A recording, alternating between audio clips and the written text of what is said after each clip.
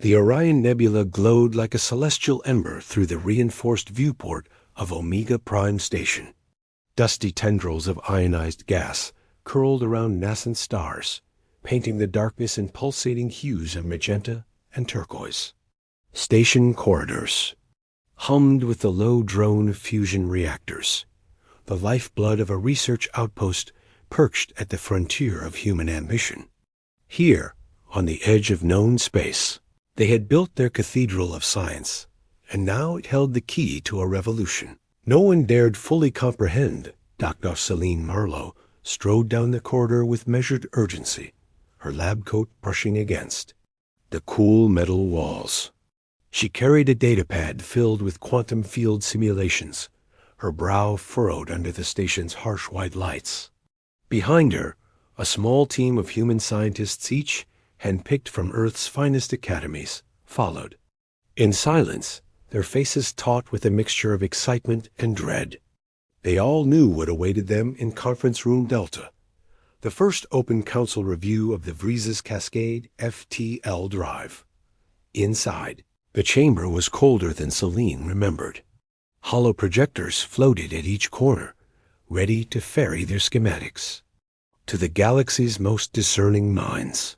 The long table was encircled by dignitaries from 7 advanced civilizations, the crystalline Falcor of the Rho sector, the amphibious Araxi collective, the levitating Saren emissaries, and others, each cloaked in the subtle airs of ancient prestige. They'd seen warp bubbles, traversable wormholes, even tachyonic slipstreams. Yet all bore patient expressions, their eyes betraying both curiosity and caution. Celine's heart pounded in her ears.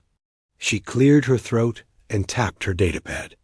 Instantly, the holoscreens ignited with a 3-dimensional lattice of interwoven subspace filaments, delicate as spider silk, yet thrumming with unimaginable power. Esteemed counselors, she began, voice steady though her pulse raced. On behalf of the United Earth Coalition, we present an entirely new approach to faster-than-light travel, the Vriezes Cascade Drive. At the word cascade, the lattice pulsed. Celine felt a tale of vertigo as the quantum threads danced in midair, twisting into a conical tunnel brighter than nebular starlight. Unlike traditional warp displacement, she continued, our method does not curve space. Instead, we draw directly upon zero-point energy, tapping the vacuum's latent quantum fluctuations to initiate a controlled cascade through subspace boundaries. She gestured. One filament elongated, split into fractal branches, then collapsed, in on itself, releasing a burst of simulated thrust. A hush fell. Lord Ishtar of the Falcor, an entity of prismatic facets, leaned forward, his voice resonating like chimes. Zero-point fields have a reputation for instability. How do you prevent runaway resonance that could rupture local subspace? Celine swallowed. Our containment harness uses an adaptive field matrix built from tetrahedral superconductive nodes, dynamically adjusting to feedback from the cascade. In lab trials, we achieved stable ignitions lasting up to 18 minutes without measurable subspace bleed. Ambassador Thorek of the Araxi Collective rubbed his chin thoughtfully. Lab trials are one thing. What of field tests in a real, stellar environment? The nebula's density, cosmic rays, these variables can amplify quantum instabilities. Dr. Marlowe nodded. Precisely why we propose a monitored demonstration here on Omega Prime. The station sits at the edge of a low-density pocket. We're prepared to outfit one of our prototypes, the USS Endeavour, with the drive. Council scientists will have full access to all telemetry and safety overrides. A murmur rose. Xenobiologist Yul Shera of the Saren emissaries raised pale, glistening hands. And if the containment fails? What is the radius of subspace disturbance? We've witnessed minor cascade attempts tear microscopic holes in the quantum lattice. Could you ensure the station and nearby systems remain unscathed? Celine took a breath. Based on simulation and scaled tests, our models predict Any disturbance would be contained within a 2-kilometer radius, decaying exponentially. No neighboring systems would be affected. The counselors exchanged glances, their myriad eyes flickering. Then, tall and regal, High Chancellor Velkai of the Tesseran Syndicate rose. His voice carried the weight of centuries. Human ingenuity is boundless, Dr. Marlowe, but so, it seems, is your ambition. We grant permission for a limited demonstration strictly under Council supervision. Any sign of danger, and the project will be suspended immediately. A subtle cheer rippled through the human delegation. Selene allowed herself a wan smile, a thin veneer over her churning thoughts. Permission was sweeter than triumph, but the Chancellor's caveats stung. Under supervision, any sign of danger? Later, Selene found herself alone in the stations. Thoyan Gallery, the nebula spread out below like an otherworldly tapestry. Ambassador Tharic joined her, his amphibious eyes reflecting the cloud's swirling gases. "You carry the weight of worlds on your shoulders," he said quietly. "Your council's caution is warranted. The subspace lattice is older than most known civilizations, fragile in ways we barely understand." Selene leaned on the railing. "I know, but think of what we stand to gain. Months across the galaxy, reduced to hours. Trade routes reopened through uncharted voids. First contact with systems beyond the galactic frontier." She paused, turning to face him. "If we succeed, if we can control the cascade's power, we reshape the destiny of every sentient species." Tharek nodded slowly. "Then let us ensure your success does not become our shared ruin. I will assign an Araxi monitoring team to your Endeavor test. Together we will witness your dream, and should necessity arise, pull the emergency brake." In the dim glow of 2 distant suns, the stair-steps of Omega Prime Station stretched toward infinity. Science, Selene thought, was never merely exploration. It was a covenant with the unknown. And as the station's fusion pylons hummed, she whispered to the quantum void, "I promise I won't betray that trust." Deep in her core, however, she knew the promise was already at the brink of being broken. The dawn of humanity's most daring dream had arrived, and with it, a recklessness that not even the Galactic Council could fully curtail. The pre-dawn chill on Omega Prime's secondary launch platform bit through standard-issue coveralls, but the air crackled with a different kind of energy. Technicians and engineers in luminescent hazard suits scurried like fireflies among the skeletal frames of power conduits and diagnostic arrays. Each carried bundles of cabling, calibration tools, or data modules, every piece of equipment a lifeline for the most daring experiment in human history. At the center of the bustle stood the USS Endeavor, her sleek hull an alloy of Earth origin composites and alien strength durability. She was built for the Vriez's Cascade drive, her bow housing the massive containment ring that would channel the zero-point cascade. The station's fusion pylons glowed behind her, ready to feed terawatts of power into her capacitors. Above, the Orion Nebula stretched in iridescent waves. A cosmic audience awaiting the show. Dr. Selene Marlowe arrived at the Endeavor's observation deck, datapad in hand, her face illuminated by streams of real-time diagnostics. Around her, crew members conducted final checks: plasma conduits, gravimetric sensors, and the adaptive field matrix.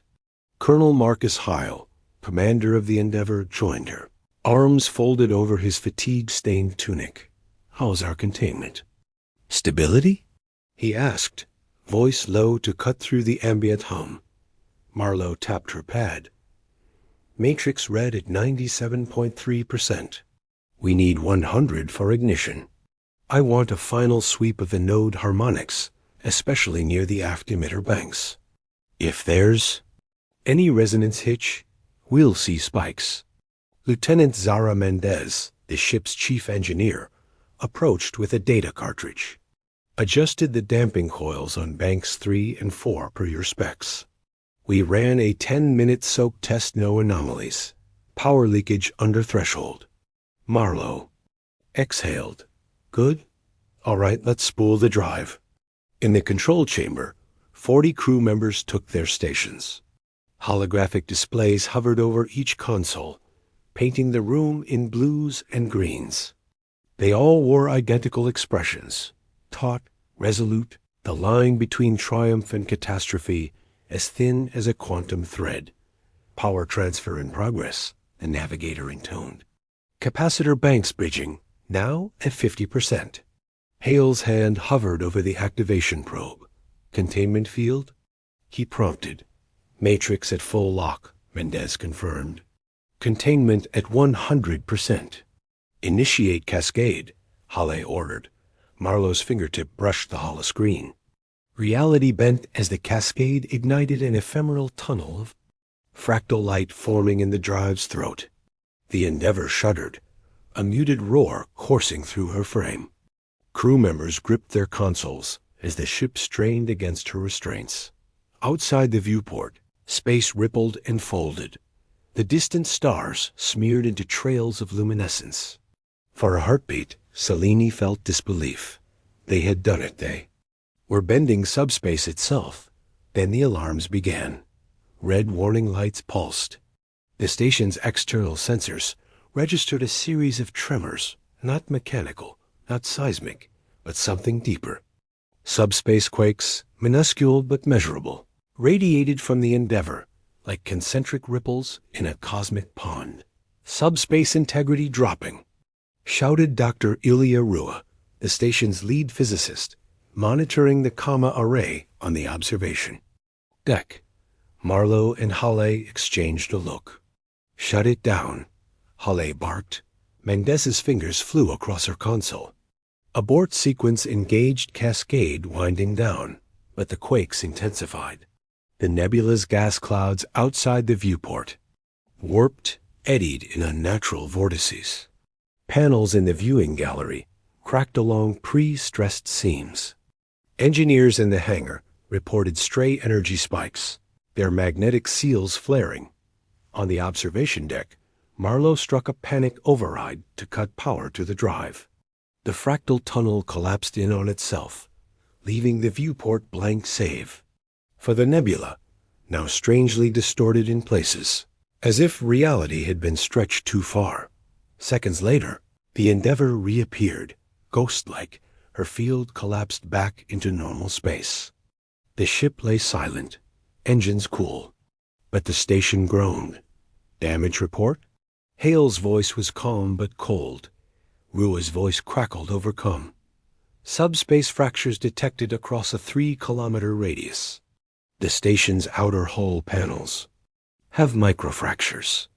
The nebula's plasma streams are exhibiting anomalous vortices. Nearby navigation buoys have lost calibration. Marlowe's heart sank. I thought it would be contained. Hale's gaze was steady.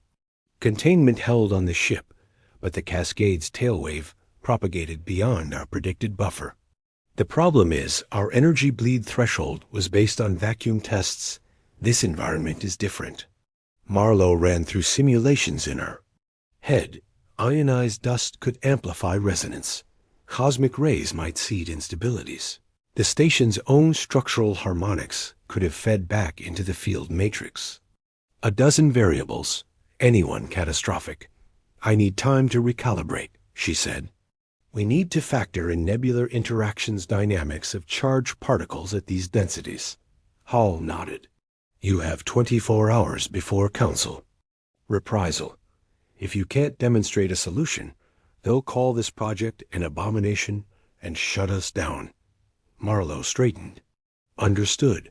I'll work with Rua and your engineers. We'll redesign the damping algorithm and add emergency field dumps. Hale rested a hand on her shoulder. I believe in you. We all do. Now let's get to work. The next 17 hours blurred into a vortex of data and theory. Marlowe and her team divided the problem into two fronts: predictive modeling of subspace quakes and inhomogeneous media, and physical augmentation of the containment matrix. Rua reconfigured his Comma array to simulate nebular density variations.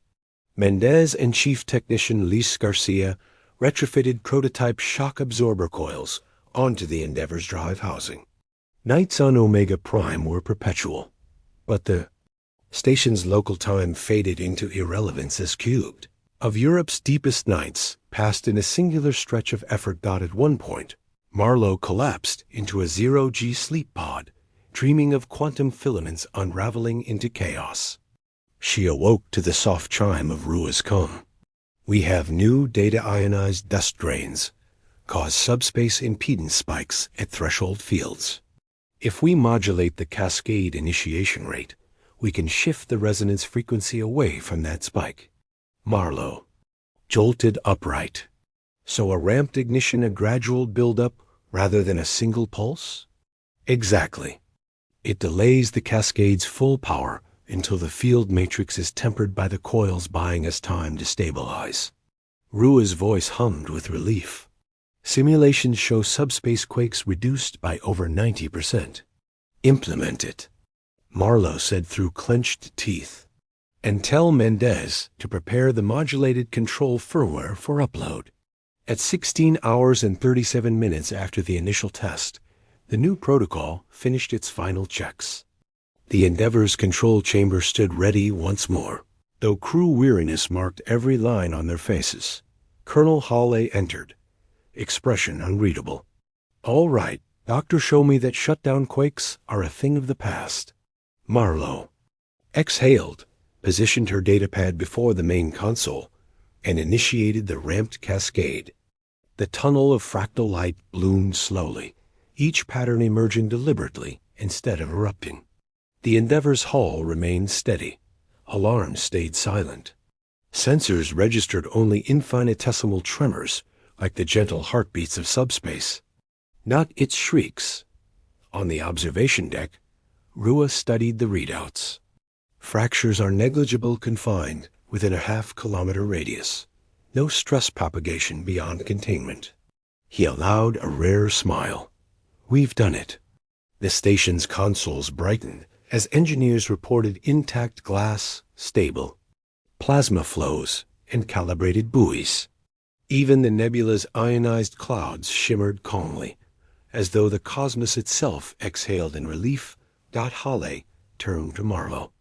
This is the proof the Council needs. We'll show them not only raw power but responsibility. Selene felt a fierce joy surge through her. In the furnace of crisis, humanity had forged not just a wonder engine, but the wisdom to wield it. She looked out into the nebula's swirling depths and, for the first time, believed their reckless dream might become a beacon for all worlds, rather than a herald of ruin.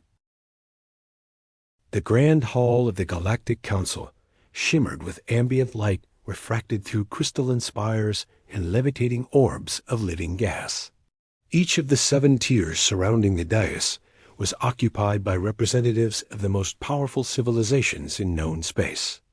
Their garments and physiologies spoke volumes, silken robes of shifting color, armor plates that glowed with internal bioluminescence, even floating sentient glyphs encased in stasis fields.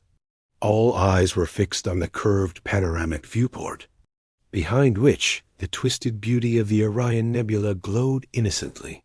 Unaware of the storm it had witnessed, High Chancellor Volkai of the Tesseran Syndicate presided over the proceedings. His multifaceted countenance reflected 1,000 subtle expressions at once: impatience, indignation, reluctant awe. He tapped a crystalline gavel that rang like a chorus of tiny bells. "Counselors," he intoned, "we convene at the gravest juncture since the Falcor singularity crisis. The human Vriza's drive test on Omega Prime unleashed subspace tremors far beyond predicted safety margins. Entire Wormgate networks have reported structural fatigue, and navigational buoys in 4 neighboring systems have gone dark. We face the real possibility that humanity has torn holes in the quantum lattice itself." A ripple of gas-like murmurs washed through the hall. Ambassador Ingrid Russo, humanity's envoy, rose with measured dignity, her uniform pristine despite the weight of the Council's glare. Esteemed counselors, our first demonstration did indeed produce subspace fractures, she began, voice unwavering. However, our engineers have since refined the drive's ignition protocol. The ramped cascade reduces external disturbances by over 90%, as documented by both human and Araxi monitors. We are prepared to present the data.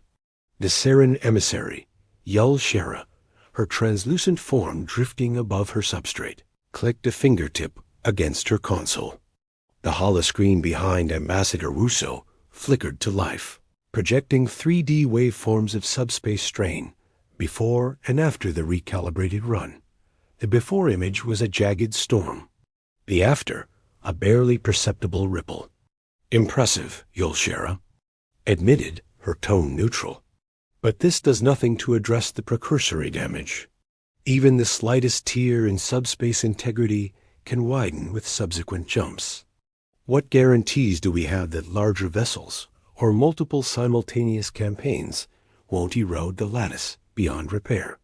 Dr. Marlowe, seated to Ambassador Russo's right, stood at the call of the Chancellor, wearing a tailored council issue. Robe over her lab coat, she approached the central platform.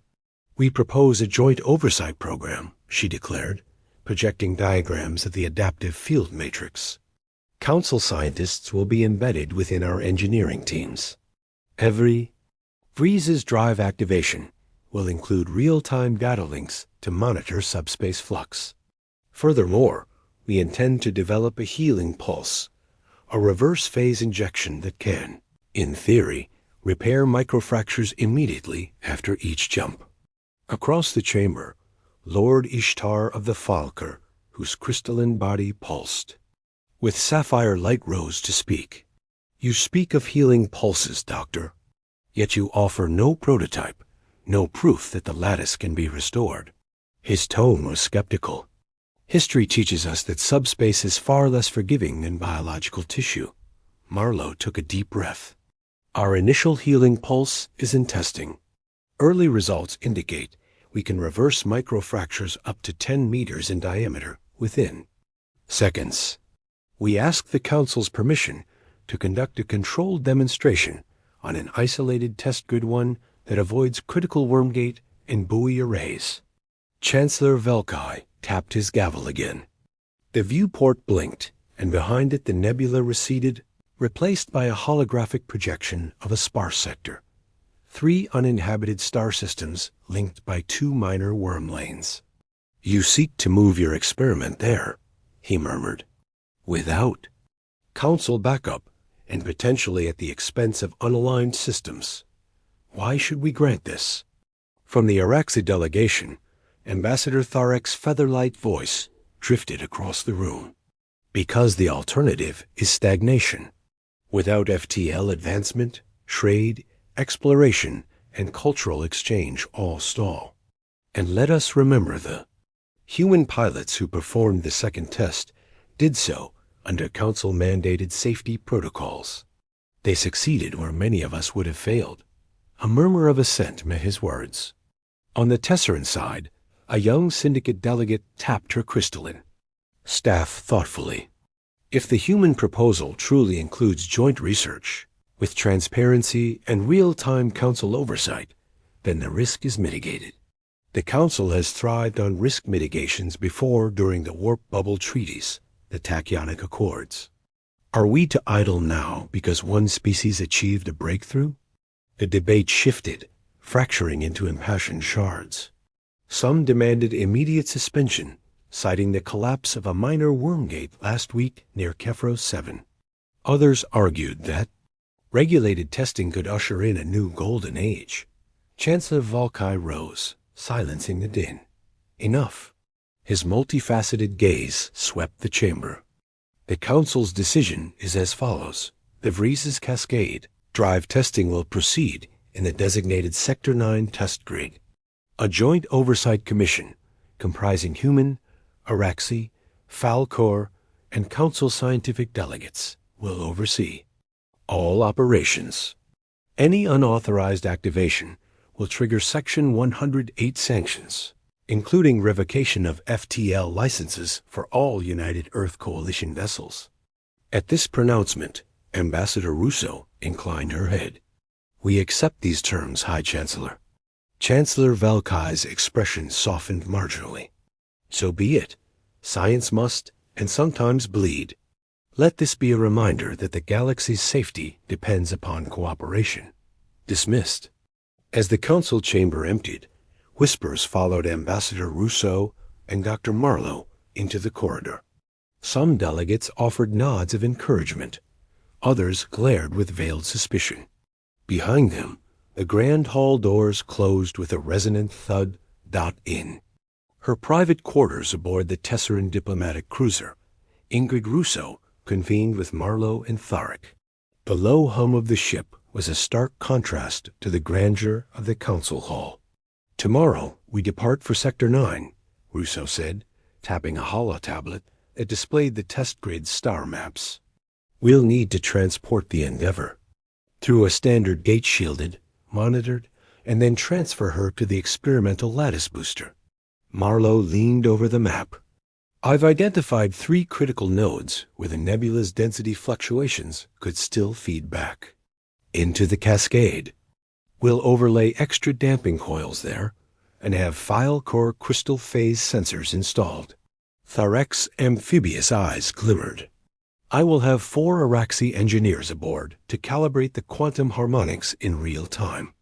We'll also station 2 mobile field generators on nearby asteroids to monitor any off-axis leakage." Russo offered a rare smile. "No margin for error, but the galaxy's future depends on our success. Thank you, both of you." They raised their cups in a silent toast tea from Marlowe, amphibian sap infusion for Tharek, and human coffee substitute for Russo. That night, as the 3 slept fitfully, the crew of the Endeavor prepared for departure. Somewhere in the vastness of space, the nebula held its breath, caught between wonder and terror. De Vries's Cascade Drive stood ready, its promise of instantaneous voyages balanced on a knife's edge of cosmic destruction. And the Council's wrath, for now, was held at bay by fragile accords and shared hope. But in the minds of those bound for Sector 9, the question lingered. Could humanity's boldest dream be contained, or would it rend the universe open once more?